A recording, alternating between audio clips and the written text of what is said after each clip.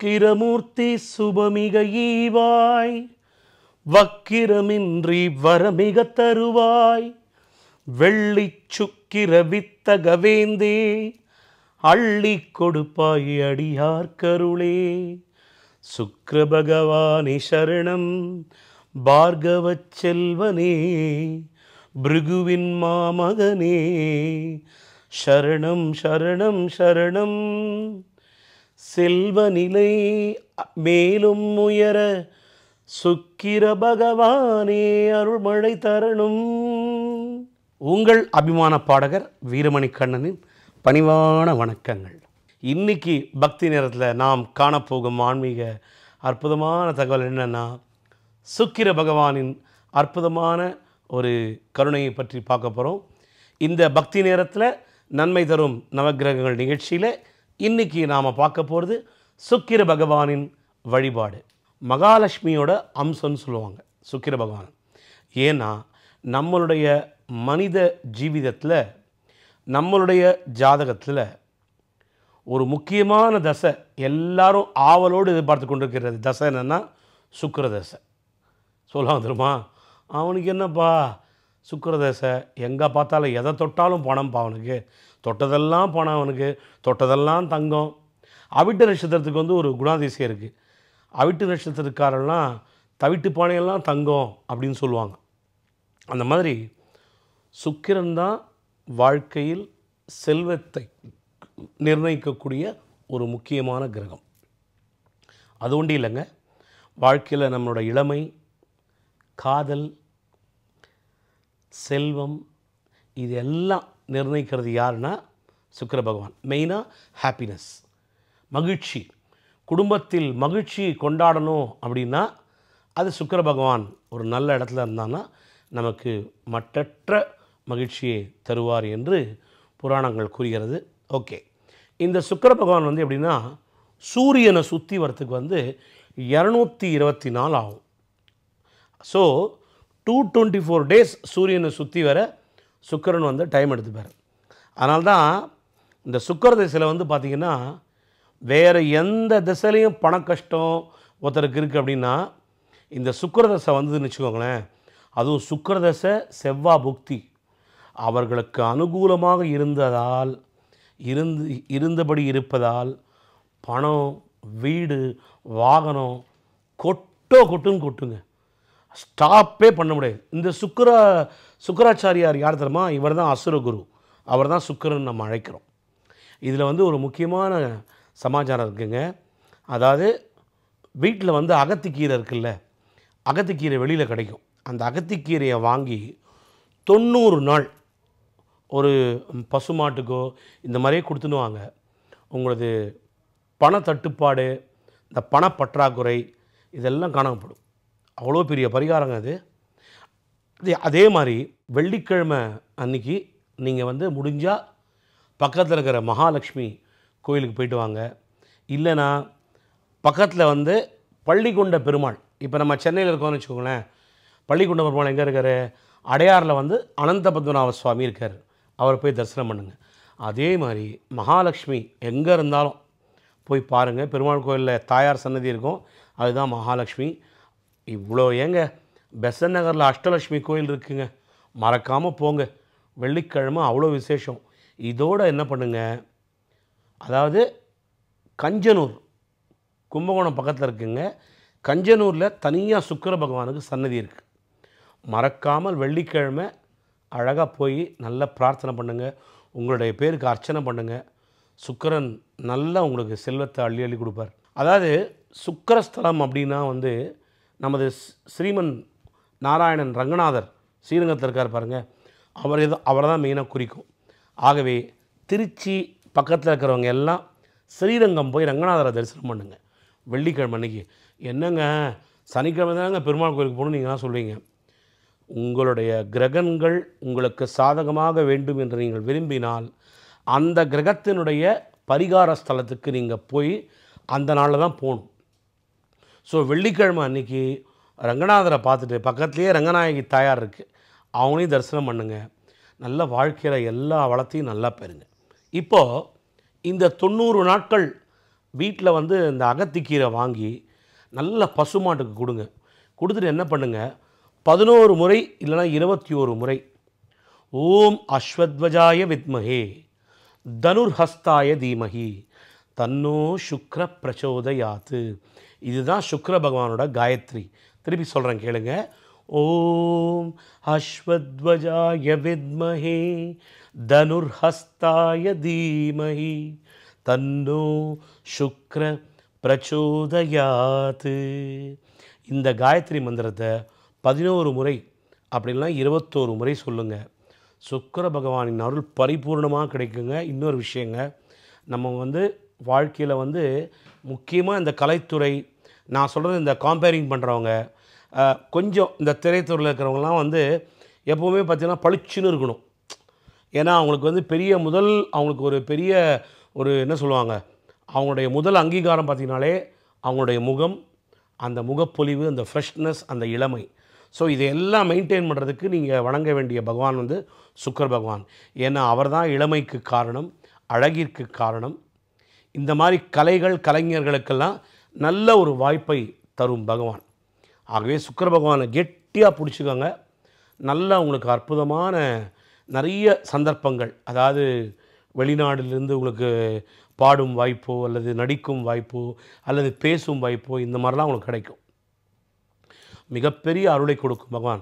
இவர் யார் தெரியுமா? முதல்ல சுக்கராச்சாரியார் வந்து, இந்த சுக்கராச்சாரியார் தான் வந்து அசுர குரு, அசுரர்களுக்கெல்லாம் குரு. எப்படி நவகிரகத்தில் வந்து நான் தேவகுரு சொல்லணும் பிரகஸ்பதி, அந்த மாதிரி அசுர குரு தான் இந்த சுக்கராச்சாரியார். அவர் தான் சுக்கிர பகவான். இன்றைக்கும் பாருங்கள், யாருக்குமே சில பேருக்கு தெரியாது. எல்லாருக்குமே மயிலாப்பூர்னால் என்ன தெரியும் உங்களுக்கு? தெரியுங்க, நாங்கள் வந்திருக்கோம், கபாலீஸ்வரர் கோயிலுக்கு வந்திருக்கோங்க, கபாலியை பார்த்துருக்கோங்க, கற்பகாம்பாளை பார்த்துருக்கோன்னு சொல்லுவீங்க. ஆனால் யாருக்குமே தெரியாத ஒன்று, மயிலாப்பூரிலே கபாலி கோயில் ஆலயம் பக்கத்திலேயே வெள்ளீஸ்வரர் ஆலயம் இருக்கிறது. அந்த வெள்ளீஸ்வரர் ஆலயம் என்ன தெரியுமா? சுக்கிரஸ்தலம் ஆக்சுவலாக. ஏன்னா வாமன அவதாரத்தில் கொஞ்சம் பின்னோக்கி சொல்லுவோம். வாமன அவதாரத்தில் வந்து பார்த்திங்கன்னா மகாபலி வந்து மூவுலகையும் கட்டி ஆளணும், பத்தாதுன்னு தேவலோகத்தையும் கட்டி ஆளணும்னு சரி மகாபலி சக்கரவர்த்தியும் அவன் மகன் நமச்சியும் வந்து ஆசைப்படுறாங்க. அப்போ என்ன பண்ணுறாங்கன்னா அஸ்வமேத யாகம் கொடுக்குறாங்க. அப்போ தத்தம் கொடுக்கும்போது சுக்கராச்சாரியார் தான் கூட வந்து இப்படி பண்ணு அப்படி பண்ணு எல்லாம் சொல்கிறாரு. அப்போது இவர் யாகம் பண்ண என்ன ஆகுதுன்னா விஷ்ணுக்கும் தானம் கொடுக்குறாரு. ஸோ தானம் பண்ணிகிட்டே இருக்கார். கோதானம் பண்ணுறாரு, அஸ்வமேத யாகம் பண்ணுறாரு. ஒவ்வொரு இடமும் அப்படியே தகிக்கிறது தேவலோகத்தில். அப்போது நேர தேவேந்திரன் தான், ஐயோ நானதா என்ன இது, இந்த மாதிரி தேவலோகமே பற்றி நிறுது, என்ன பிரச்சனைன்னு போது அப்போ நாரதர் சொல்கிறாரு, இல்லைப்பா மகாபலி சக்கரவர்த்தி வந்து உலகம் ஆனது பத்தாதுன்னு சொல்லிட்டு தேவலோகத்தை நோக்கி உன்னோட சீட்டுக்கும் அவன் ஆசைப்பட்றான்ப்பா. கலோக்கியெல்லாம் சொன்னான், உன்னோட சீட்லேயும் உட்காரணும்னு ஆசைப்பட்றான்ப்பா. அதுக்காக யாகம் பண்ணுறான். அந்த யாகத்தினுடைய பலன் தான் உனக்கு உன் சீட்டுக்கு இப்போ ஆபத்து வந்துச்சு அப்படின்னு சொல்கிறாரு. அப்போ வந்து ஐயோ இதுக்கு என்னதான் வழி, நான் நேராக போகிறேன், ஆபத் பாந்தவன் ஸ்ரீமன் நாராயணன் அவர் காலத்தைப்பா விடணுன்னே நாரதர் சொல்கிறாரு, கொஞ்சம் இருப்பா, இது வந்து அவருக்கே கொஞ்சம் கஷ்டமான விஷயம், என்ன பண்ணுறது, சரி வா கூப்பிட்டு போகிறேன்னு சொல்லிட்டு நாரதர் கூப்பிட்டு போகிறார். கூப்பிட்டு போனோடனே பாருங்கள், இந்த இடத்துல விஷ்ணு சொல்கிறார், அப்போ தான் நம்முடைய தானம் செய்வதன் மூலம், நம்முடைய தர்மம் செய்வதன் மூலம், இந்த வாமன அவதாரத்தை தான் மகாவிஷ்ணு சொல்கிறாரு தானம்னா என்ன, தர்மம்னா என்னன்னு. நேயர்களே, நான் வந்து இப்போ உங்களுக்கு சுக்கிர பகவான் வழிபாடை சொல்கிறேன். ஆனால் அந்த சுக்கிர பகவானுக்கே ஒரு காம்ப்ளிகேட்டடான ஒரு விஷயம் வந்து நடந்தது. அதுதான் இப்போ நான் உங்களுக்கு எக்ஸ்பிளைன் பண்ணுறேன். அப்போ என்ன ஆகுன்னா, இவங்க எல்லாம் போகிறாங்க மகாவிஷ்ணுக்கிட்ட, இந்த மாதிரி தேவலோகம் இதுக்கு வந்து பதவி ஆபத்து வந்துடுது, நான் என்ன பண்ணுறதுனோடனே விஷ்ணு சொல்கிறார், ஏன்பா தேவேந்திரா, காலங்காலத்துக்கும் நீ தான் இருக்க, அவன் மகாபலி சக்கரவர்த்தி முறையாக வந்து எந்த உனக்கு தீங்கு கொடுக்காம அவன் யாகம் பண்ணி ப்ராப்பராக சேனல் எடுத்து வரான்ப்பா, இதை நானே ஒன்றும் பண்ண முடியாது அப்படின்னோடனே நாரதர் சொல்கிறாரு, என்ன தான் மகாபலி சக்கரவர்த்தியை வந்து பண்ணால் கூட அவன் வந்து ஒரு அசுரன் தானேங்க, ஒரு அசுர வம்சம் தேவலோகத்தில் வந்து தேவேந்திர சீட்டில் உட்காந்தா எப்படிங்க இருக்கும், அது சரியாக ஒரு மாதிரி கேட்கும்போது அப்போது மகாவிஷ்ணு சொல்லார், நாரதா நீ அதையே பார்க்குற, நல்லா யோசிச்சுப்பார், இந்த வேத சாஸ்திரத்தை வகுத்ததே நான் தான். ஸோ நீ இந்த மாதிரி தானம் பண்ணால் இது உனக்கு கிடைக்கும்னு நானே கொடுத்துருக்கேன்.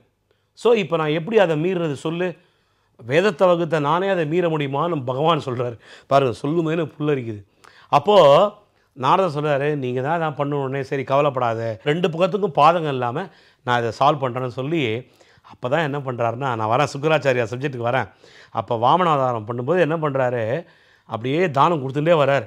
அப்போது மகாவிஷ்ணு என்ன பண்ணுறாரு, சின்னதாக வாமன ஒரு சிறுவன் வடிவு எடுத்துகிட்டு நேராக வரார். வந்தவுடனே மகாபலி சக்கரவர்த்தி, ஒரு அந்தணன் வந்திருக்கிறேன் யாசகத்துக்காக, எனக்கு தானம் வேண்டும் அப்படின்னோடனே மகாபலி சக்கரவர்த்தி வாங்க, ஐயோ வாங்க வாங்க, உங்களுக்கு இல்லாதா வாங்கினோடனே சுக்கராச்சாரியர் கூப்பிடுறாரு. டேய், இதை பார்த்தா சின்ன பையன் மாதிரி தெரிலடா, இதை நரசிம்மாவதாரத்தில் உன்னுடைய அப்பா பிரகலாதன்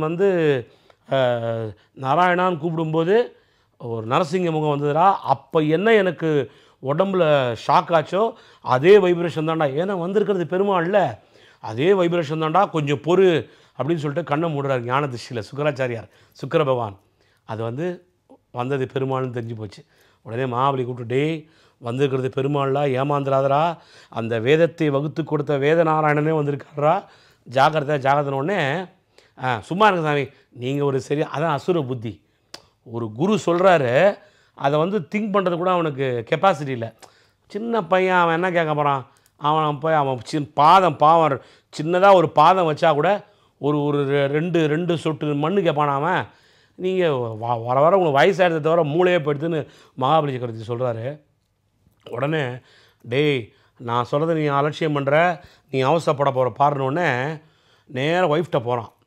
மகாபலி ஒய்ஃப்ட்ட, அம்மா வந்திருத்தர் கேட்டுக்கோமா, சாதாரணமான ஆள் இல்லைம்மா, வேதத்தை வகுத்து கொடுத்த வேதநாராயணனே வந்திருக்காருமா, உன் புருஷன் நான் சொன்னதை மீறி பண்ணுறாமா, அதாவது கணவனும் மனைவியும் சேர்ந்து கொடுத்தா தான், நல்லா கேட்டுக்கோங்க பக்தர்களே, இப்போ நான் சொல்கிற பாயிண்ட்டு, நீங்கள் என்ன தானம் பண்ணினாலும், கிரகஸ்தன்னு ஒருத்தன் உங்களுக்கு திருமணம் ஆகிவிட்டதுன்னா நீங்களும் உங்கள் மனைவியும் சேர்ந்து செய்தால்தான் அந்த தானத்திற்குரிய பலன் கிடைக்கும். இதை எழுதி வைத்துக்கொள்ளுங்கள். அதைத்தான் நாராயணன், அந்த வேதத்தை வகுத்து கொடுத்த நாராயணன் சொல்கிறாரு. அப்போ மகாபலிக்கு நீங்கள் வாமான்னு கூப்பிட்றாரு. அப்போ நீ போகாதம்மா, நீ போகலன்னா அவனால் தானம் கொடுக்க முடியாது, அவர் வாங்க மாட்டார். என்னங்க இவ்வளோ குருவாக இருக்கீங்க, உங்களையே அவர் மதிக்கலை, என்னைய நான் சொல்லி மதிக்க போகிறாரு. நீ போகலன்னா அந்த தானம் செல்லுபடியாது. உடனே திருப்பி மகாவிஷ்ணு சின்ன வயசுக்கு சிறுவனில் எனக்கு கால்லாம் வலிக்கிறது, நீ வரியா இல்லையான்னு கேட்குற மகாபலியை பார்த்து. உடனே மகாபலி ஒய்ஃபை மிரட்டுறாரு. இவர் கொடுக்குறாரு தானம். அப்போ என்ன பண்ணுறாரு, விஸ்வாசம் பாருங்கள், அசுர குரு இல்லை. அதுதான் சுக்கர பகவான் என்ன பண்ணுறாருன்னா, வண்டா மாதிரி அந்த கமண்டலம் உள்ளே போகிறார். அப்போது இந்த தானம் பண்ணுறாரு மகாபலி, அந்த 3 அடி மண்ணு கேட்பான் பெருமாள், சின்ன குழந்தையாக வந்துட்டு. அப்போது ஊற்றும் போது தண்ணி வரல. உடனே என்ன இது தண்ணி வரலோடனே தெரிலங்க, நான் ஊற்றிட்டுங்க பாருங்கள் தண்ணி வரலோடனே இவர் பார்க்குறாரு மகாவிஷ்ணு. ஆஹா, உள்ள இந்த மாதிரி விஷயமா அப்படின்னு சொல்லி என்ன பண்ணுறாரு, குச்சி எடுத்து கண்ணை குத்துறாரு சுக்கராச்சாரியார் கண்ணை, சுக்கர பகவான் கண்ணை. அப்போ கண்ணு அப்படியே சாஞ்சிடுறாரு, கண்ணு போய்டுறது. அதில் அந்த சுக்கர பகவான் தான் திருப்பி தனக்கு கண் வேண்டி இந்த வெள்ளீஸ்வரர் ஆலயத்துக்கு பார்த்திங்களா மயிலாப்பூரில், அங்கே பிரார்த்தனை பண்ணி திருப்பி கண் பெறார். அதுதான் சுக்கராச்சாரியார் கண் பெற்ற ஸ்தலம்தான் அந்த மயிலையில் உள்ள வெள்ளீஸ்வரர் ஆலயம். யாருக்கெல்லாம் இடது கண் வலது கண் பிரச்சனை இருக்கோ அவங்கெல்லாம் போய் மயிலாப்பூரில் இருக்கிற வெள்ளீஸ்வரர் கோயிலில் போய் தரிசனம் பண்ணுங்கள். கபாலி கோயில் பக்கத்துலேயே இருக்குது. இந்த கண் நோய், அந்த கண் பிரச்சனை இருக்கிறவங்க, இந்த ரெட்டினா ப்ராப்ளம், கேட்ராக்ட் இதெல்லாம் சொல்கிறாங்க பார்த்திங்களா, அந்த மாதிரி ப்ராப்ளம் இருக்கிறவங்களாம் போய் அந்த வெள்ளீஸ்வரர் கோயிலுக்கு போய் பிரார்த்தனை பண்ணிங்கன்னா 7 வாரம் போயிட்டு வாங்க, உங்கள் கண் குணமாகுன்றது புராணங்களில் சொல்லப்படுகிறது. அதுபோல் நிறைய பேர் அதனால் பலன் அடைஞ்சிருக்காங்க. பக்தர்களே, எதுக்கு இதை சொன்னேன்னா, அதாவது அந்த எபிசோடில் சொல்லுவார், அப்போ என்ன பண்ணுவார்னா தானத்தை வாங்கிடுவார். வாங்கிட்டு என்ன பண்ணுவார், மகாவிஷ்ணு விஸ்வரூபம் எடுப்பார். விஸ்வரூபம் எடுத்து ஒரு கால்னால் மண்ணுலகையும் இன்னொரு காலில் விண்ணுலகத்தையும் அளந்துவார். விண்ணுலகத்தை தான் என்ன ஆகும், தேவலோகமும் சேர்த்து தானே. அப்போது கேட்பார் மகாபலியை பார்த்து, மகாபலி சக்கரவர்த்தி, நான் கேட்ட 3 அடியிலே 1 அடியால் மண்ணுலகையும் மற்றொரு அடியால் விண்ணுலகத்தையும் அளந்து விட்டேன், 3வது அடிக்கு நான் எங்கே போகுதுன்னு கேட்பார் மகாவிஷ்ணு.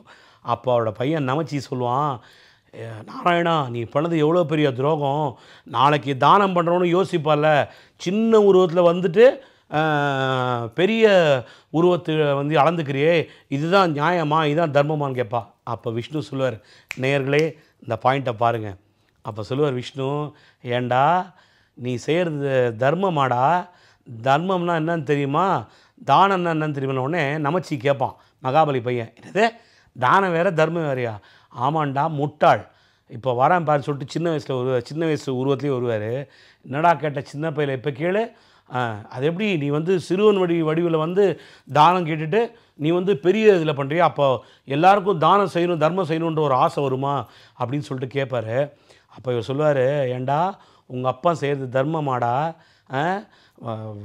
மண்ணுலகையும் விண்ணுலகையும் கட்டி ஆண்டது பத்தாதுன்னு தேவலோகத்தையும் ஆளணும்னு அவனுக்கு பேராசரா, தானத்துக்கும் தர்மத்துக்கும் வித்தியாசம் தெரியாத தற்குறி, நீ வந்து இங்கே இருக்கே கூட சொல்லிட்டு ஒரு ஏற்றுவார்.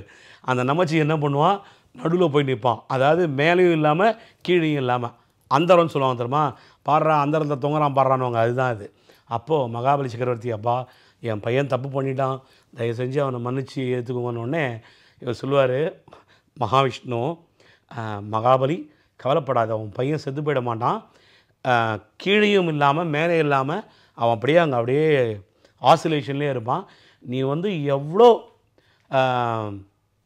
இப்போ எங்கே என்னோட 3வது அடி அப்படின்னு கேட்குறாரு. அப்போ மகாபலி, 3வது அடிக்கு நான் எங்கே போவேன், என் தலை தான் இருக்குது அப்படின்னு சொல்லிட்டு குனிவார்.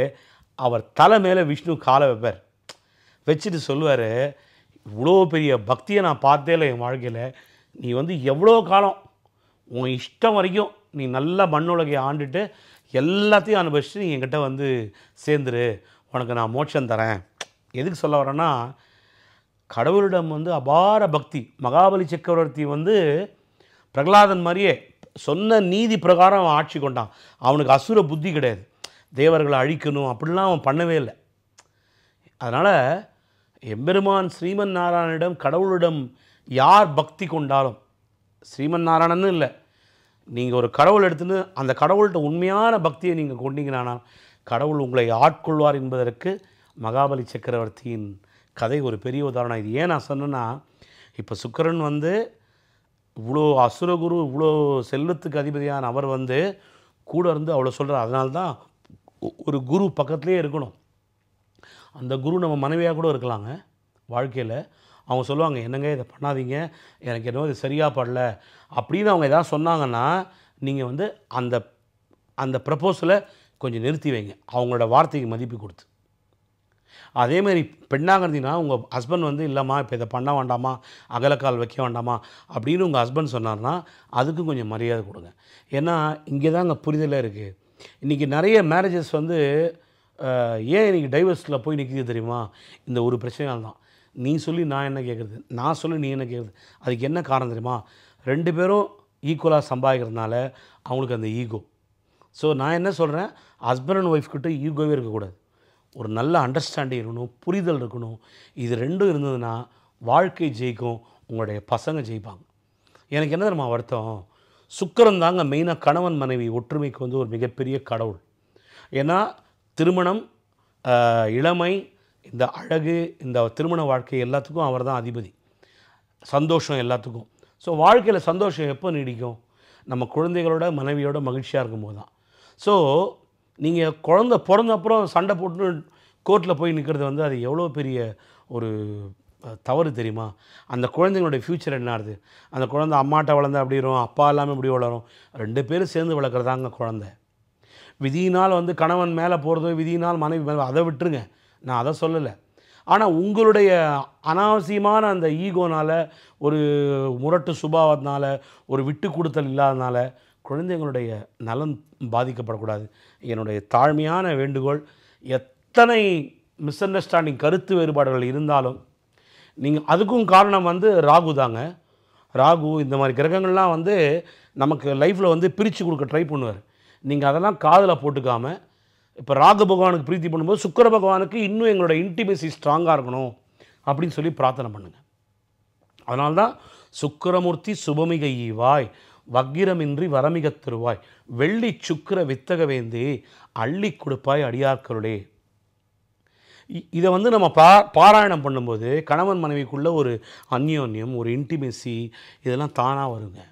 ஸோ அதனால் இதை மறக்காமல் இந்த ஸ்லோகத்தை சொல்லுங்கள், தமிழ் ஸ்லோகத்தை. அதே மாதிரி சுக்கிர பகவானுக்குரிய வெண் மலரால் அர்ச்சனை பண்ணுங்கள். அவருக்கு பிடிச்சதே ஒயிட் ரொம்ப. ஸோ வெள்ளை மலரால் சுக்கிர பகவானுக்கு அர்ச்சனை பண்ணுங்கள். நான் ஏற்கனவே சொன்னேன் தெரியுமா, ஒவ்வொரு நாளைக்கு ஒவ்வொரு ட்ரெஸ்ஸுன்னு கலர்.